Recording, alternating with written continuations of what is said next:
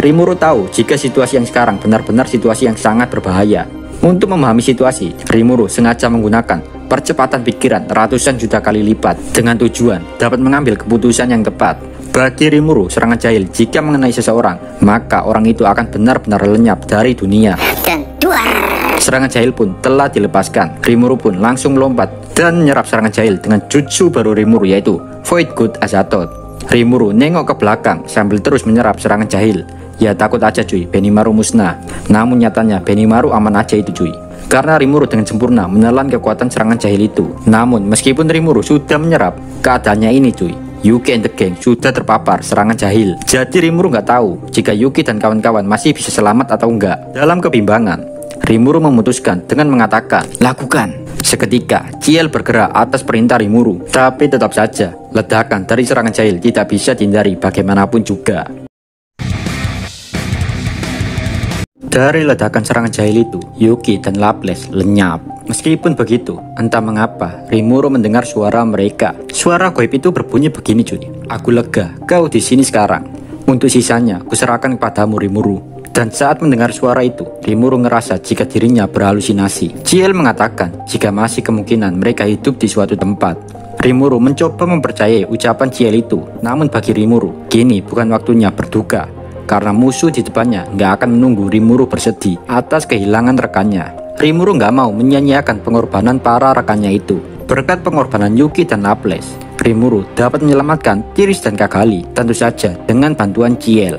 Kini Tiris dan Kagali, mereka berdua sudah aman di dalam perut Rimuru. Kini Rimuru mengalihkan pandangannya kepada musuh di depannya. Di sana ada Filwe dan Footman, atau lebih tepatnya jahil yang telah mengambil alih tubuh Footman. Di situ, Rimuru juga melihat ada juga yang masih beradu tubuh. Dia adalah Leon. Tapi Rimuru bertanya-tanya, dengan siapa Leon sedang bertarung? Dengan seksama, Rimuru melihat musuh Leon tampak seperti Elmesia. Tapi bukan Elmesia, atau yang kita tahu, itu adalah Sylvia, bunda, mama, ibu dari Elmesia. Namun Rimuru tidak mau ikut campur dalam pertarungan Leon itu. Kini, dalam diri Rimuru ngerasa dendam dan emosi karena tidak bisa menyelamatkan Yuki dan Laples. Kini pandangan mematikan Rimuru tertuju kepada Filwe dan Jahil. Ente ini siapa? Kau tahu kedatanganmu sungguh mengganggu suasana hatiku, ucap Jahil. Filwe pun menjelaskan jika di depannya itu adalah Demon Lord tertinggi. Dia adalah Rimuru. Tanpa aba-aba, Jahil langsung menyerang Rimuru. Tapi Benimaru langsung menangkis serangan Jahil. Sementara Filwe seperti orang malas mengatakan, yare-yare, aku tidak menyangka jika harus bertarung di sini. Mendengar ucapan Filwe, Rimuru menghunuskan pedangnya. Dalam pertarungan ini, Rimuru ngerasa ada suatu keuntungan karena tidak ada Michael di situ. Dan perlu kita ketahui cuy, Rimuru sampai saat ini masih belum tahu cara mengatasi kastil guard milik Michael. Lihat Filwe sendirian, menurut Rimuru itu adalah kesempatan yang nggak boleh disia-siakan. Tanpa ragu-ragu, Rimuru melangkah dan menyerang Filwe. Pisau imajiner itu adalah teknik yang Rimuru gunakan.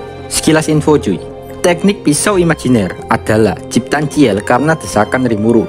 Teknik itu adalah hasil dari kecemburuan Rimuru saat melihat teknik berpedang Benimaru yang sangat-sangat gokil hebatnya. Jika ada teknik berpedang terkuat, jawabannya adalah Matchless. Dan jika ada teknik berpedang terbaik, itu adalah Oboro Hakya Ryoran. Namun, teknik berpedang Benimaru adalah penggabungan dari dua teknik itu yang bernama Oboro Kakuen Hakya Ryoran. Jika kebanyakan teknik pedang yang hebat menebas roh, sedangkan ini teknik berpedang Rimuru yaitu pisau imajiner adalah memakan roh. Jadi dengan kata lain, teknik yang Rimuru gunakan adalah teknik yang sangat berbahaya. Jika musuh menangkisnya, maka mereka akan dilempar ke ruang imajiner. Yang dengan kata lain, musuh hanya punya pilihan menghindari serangan tersebut. Namun anehnya, saat Rimuru menyerang Filwe dengan teknik terbarunya, Toeng. Filwe memblokir serangan Rimuru. Sontak Rimuru kaget. Nani? Sementara Filwe hanya bisa menahan ketawa melihat teknik pedang Rimuru yang sangat-sangat lemah. Di situ Rimuru bingung. Lah kok nggak hilang? Lah kok nggak hilang? Rimuru nggak tahu kenapa efek dari teknik terbarunya nggak berefek kepada Filwe. Bahkan Ciel juga bingung kenapa hal ini bisa terjadi. Biar nggak kelihatan jika Rimuru sedang kebingungan atas apa yang terjadi, Rimuru sengaja menggertak Filwe dengan mengucapkan, boleh juga kau bajingan. Filwe menjawab, kau ataupun iblis primordial hitam yang kau miliki tak akan membuatku ketakutan sedikit pun. Ingat itu Rimuru.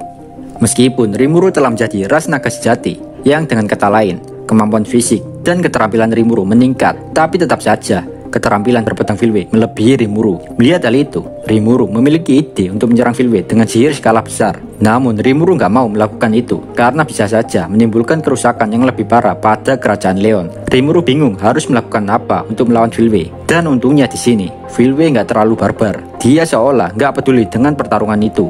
Dan dia lebih memilih menunggu Rimuru melakukan apa selanjutnya. Untuk menutupi rasa frustasinya, Rimuru ngajak basa-basi, bincang-bincang santuy dengan Filway. Nggak ada tujuan dalam perbincangan itu. Namun ini hanyalah strategi Rimuru mengulur waktu untuk mencari tahu kelemahan Filway. Sambil berbincang dan memikirkan rencana serangan selanjutnya kepada Filway, Rimuru menoleh sedikit ke arah Benimaru. Rimuru menaruh rasa khawatir kepada Benimaru yang sedang bertarung melawan Jahil. Di situ terlihat di tangan Jahil, dia sedang membawa tombak berwarna merah darah yang sangat mengerikan. Rimuru merasakan kekuatan yang sangat luar biasa dari tombak Jahil tersebut. Bagi Rimuru, pertempuran yang Benimaru hadapi saat ini adalah situasi yang sangat sulit di mana kekuatan Jahil jauh di atas Benimaru. Bahkan meskipun Jahil menggunakan tubuh Woodman, Jahil tidak memperlihatkan jika dia kesulitan. Yang dengan kata lain, tubuh yang Jahil gunakan bukan batasan untuk mengeluarkan kekuatannya. Pertempuran Benimaru dan Jahil masih berlanjut, tapi Benimaru masih bisa mengimbangi Jahil dengan Raja Panas Amaterasu miliknya. Di satu sisi, Rimuru juga memperhatikan pertarungan Leon melawan Sylvia. Di sini statusnya, Rimuru masih belum tahu jika wanita itu ibunya Elmesia cuy. Ciel mengatakan jika gaya bertarung keduanya mirip, jadi kemungkinan mereka adalah guru dan murid. Namun tiba-tiba, Rimuru kun, daripada cuma melihat, bagaimana jika kau membantuku, ucap Sylvia dengan tersenyum menatap Rimuru. Namun Rimuru mengatakan jika dia tidak bisa membantu Sylvia sekarang. Tiba-tiba Filway emosi karena ngerasa dikacangin Rimuru. Filway juga mengatakan kepada Rimuru jika Diablo atau Noir telah mengganggu semua rencananya. Di sini maksud Filway adalah kesalahan Diablo sama aja kesalahan Rimuru, karena Rimuru adalah tuan dari Diablo. Tapi Rimuru menegaskan kepada Filway jika semua itu nggak ada hubungannya dengan Rimuru, karena yang Diablo lakukan bukan tanggung jawab Rimuru, tapi tanggung jawab Diablo sendiri. Filway emosi mendengar Rimuru yang gak mau tanggung jawab atas semua masalah yang ditimbulkan Diablo.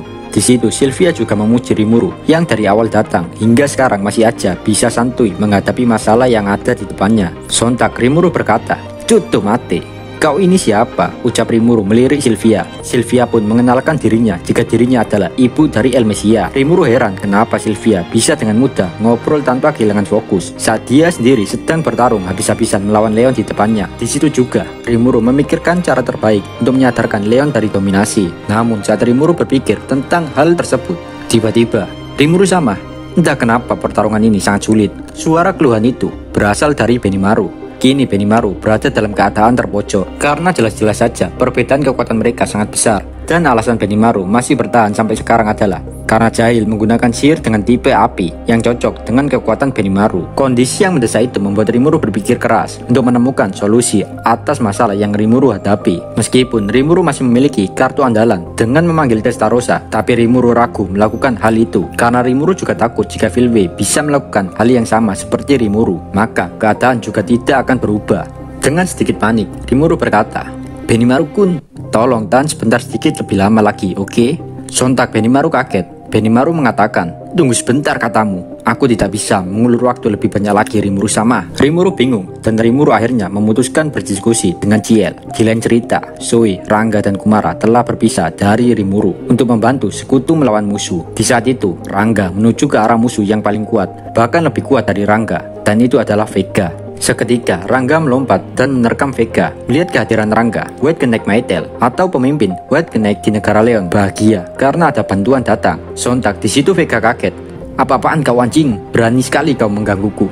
Sambil mengatakan itu, Vega menyingkirkan Rangga dari tubuhnya. Vega di situ nggak takut sama sekali dengan datangnya satu anjing membantu musuhnya, karena bagi Vega, dirinya yang sekarang nggak mungkin ada yang bisa mengalahkan. Biasa pak, si Vega ini Star Syndrome. Habis mendapatkan kekuatan baru yang overpower. Emang Rangga ini cuy, kalah dalam segi kekuatan, tapi pengalaman bertempur Rangga bisa dibilang veteran.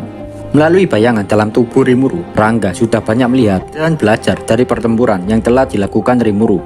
Dengan menggoyangkan ekornya, Rangga meyakinkan Mytel dan para iblis Bawan Mizari dan Ren jika bala bantuan akan segera datang, karena Rimuru nggak mungkin kalah dengan musuh. Tanpa kebanyakan bacot, Vega langsung menyerang Rangga dengan skill ultimate Evil Dragon King Azid Dahaga. Sekedar info tambahan aja cuy, Vega adalah manusia hasil penelitian dari keluarga Russo. Vega adalah campuran antara monster dan manusia. Kehebatan Vega bisa pulih dari segala luka hanya dengan makan saja. Dan seluruh tubuh Vega adalah kumpulan dari bakteri ajaib yang berukuran sangat kecil. Jadi selama bagian tubuh Vega masih ada, Vega masih bisa dihidupkan kembali. Dari skill ultimate Ashidaka, Vega bisa mengambil kekuatan lawan setelah Vega memakannya. Dan skill itu harusnya bisa membuat Vega lebih kuat lagi. Namun sayangnya, Vega masih belum bisa menguasai skill itu dengan sangat baik. Tapi di sini Vega tidak peduli, meskipun dia tidak menguasai skillnya, dia menikmati dan enjoy aja gitu. Dan dengan skill itu, Vega menonjok Rangga melalui tinjunya. Namun Vega saat melakukan itu, dan udah yakin meninju Rangga, Vega tidak ngerasa sedang meninju apapun. Dan yang benar saja, tubuh Rangga berubah menjadi seperti angin. Rangga bisa melakukan hal itu karena dia memiliki skill ultimate Stellar Wind King Astur. Dan dengan kata lain, serangan fisik tidak akan berpengaruh kepada Rangga. Tinjumu tidak akan mempan kepadaku, ucap Rangga menertawakan Vega. Ucapan Rangga sontak membuat Vega terlarut dalam emosinya. Kurang ajar kau anjing, ucap Vega. Setelah mengatakan itu, Vega terus mengajar Rangga habis-habisan. Namun karena Rangga berubah menjadi angin, serangan Vega nggak berpengaruh kepada Rangga. Dan hasilnya, Vega hanya melukai dirinya sendiri. Rangga bingung melihat kebutuhan Vega yang sangat-sangat di luar batas kewajaran. Kau bodoh, kupikir kau mempermainkanku dengan memukul-mukul nggak jelas. Tapi kelihatannya kau emang serius. Kalau begitu, aku juga akan serius. Setelah mengatakan itu, Rangga berlari dengan kecepatan yang sangat cepat. Dari hal itu, Rangga menciptakan angin hitam legam dan diarahkan ke Vega. Seketika, Vega pun terhempas oleh angin itu. Teknik yang diciptakan Rangga itu bernama Apocalypse Howling. Namun setelah menerima serangan dari Rangga, anehnya Vega masih bisa selamat. Vega pun terbangun. Sial, sial, sial, ucap Vega emosi karena dirinya berhasil dipojokkan oleh seekor Rangga. Setelah itu, Vega melototi Rangga dan menarik napas dalam-dalam, lalu meludah. Cuy, bajingan, pertempuran ini sangat melelahkan. Aku akan melepaskanmu untuk hari ini. Namun jika kita bertemu lagi, aku akan membunuhmu anjing. Sampai jumpa, ucap Vega yang sangat gokil. Padahal nyatanya, dia cuma pengen kabur dengan gaya. Vega, Kang Arara emang meresahkan saudara.